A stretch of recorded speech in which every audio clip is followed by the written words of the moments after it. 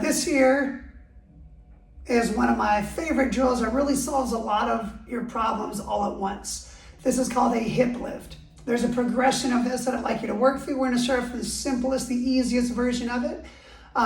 Again, the goal of this drill is to help to decompress the posterior rib cage, the back of your rib cage, and then also the posterior part of your pelvis, the back of your hips. If those two areas are really squished and tightened up, you're not going to be able to internally rotate. You're not going to be able to land softly and push off. You're just going to be kind of jammed up. So this is going to help a lot of people. Everyone's situation is different, but let's start off from here. Okay, so I'm going to start off using a shelf, something where I can get my legs and hips to about 90 degrees, 90, roughly. So I'm going to start here. Is this turning little chair ideal? No, like a normal couch, maybe a couch cushion or a low chair or like an ottoman, something like that would be good, but I'm just using what's available to me right now. Key thing here, as always, I've said multiple times already, is about keeping your neck comfortable and neutral. So I've got my head here supported, so my neck is feeling comfy, it's not straining at all.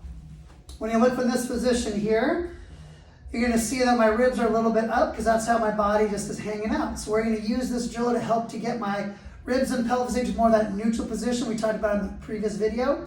And we're gonna do so by using our breath. So step one, get your neck relaxed. Step number two, I want you to take these feet and point them straight up to the sky. And you're gonna take a little ball or a pillow so that I can keep your hips, knees, and feet all in line with each other. If something is too small, it'd be making you go here. I don't want it too wide. I just want to be everything pretty neutral. So I'm gonna throw that ball, not necessarily between my knees, a little more like mid-thigh to really open everything up. So my toes are pulled up.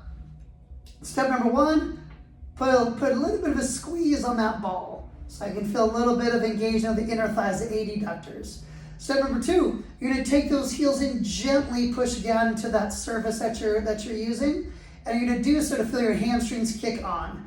You're not gonna, on a scale of 1 to 10, you're trying to do like 2 to 3, 2 to 4 out of 10 in terms of creating tension. All these drills are meant to be really chill, really relaxed, letting your body calm down and let go of some unnecessary tension. So, number one, a little bit of squeeze on the ball, like 2 out of 10 is plenty. Now I'm gonna slowly push my heels down into the surface until I feel these hamstrings kicking on. And if you watch closely, you'll see my little space here gets smaller. As my hamstrings shorten from here to here, it'll start pulling my hips, pulling my hips, pulling my hips. Now I'm starting to sense my lower back on the floor, and my tailbone is gently peeling up. I'm not doing this with it.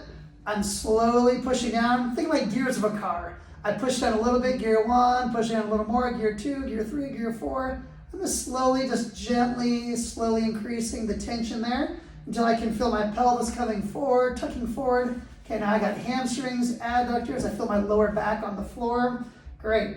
And big thing here is make sure that your glutes are relaxed. Your butt cheeks should both be totally squished. No tension left in here. It means you're trying too hard. Relax everything so these are loosey and goosey. A little bit of squeeze, a little bit of pull. Lower back is on the ground. And you got it, buddy. In through the nose, about 3 to 4 seconds. Exhale from the mouth, open mouth sigh. You're fogging up those glasses. A really good place to start, easy place to start, is with what we call a low reach. So a low reach would roughly be about 45 degrees between my arm and the floor. So not way up here, not down here, somewhere around there. I'm gonna gently reach forward just enough so that my scapula, my shoulder blades slide forward a little bit. So my shoulder blades reach forward a little bit of squeeze, a little bit of push down.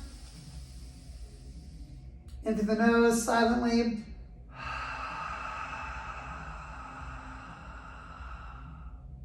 As you fully exhale, you'll pause and your ribs just went down a little bit from that exhale. You're gonna stay right there. When I take my next breath in, I'm gonna try to keep my ribs pretty close to that same spot.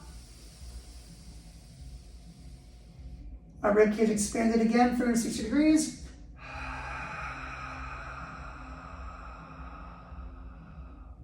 More that I exhale, the more I start feeling these obliques. A little more here, back still on the floor, glutes still relaxed.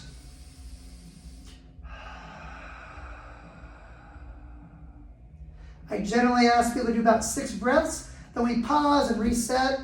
Check in with your brain and see what you felt. Could you feel all the pieces? Was one thing hard to turn on or turn off? And then you come back and do a second round of 6. Usually for me, the first 2 or 3, I kind of feel it. And then after those last two, I'm like, oh, I really felt it. And that's why we pause and reset. And now your next 6 reps you're gonna do are gonna be really good ones.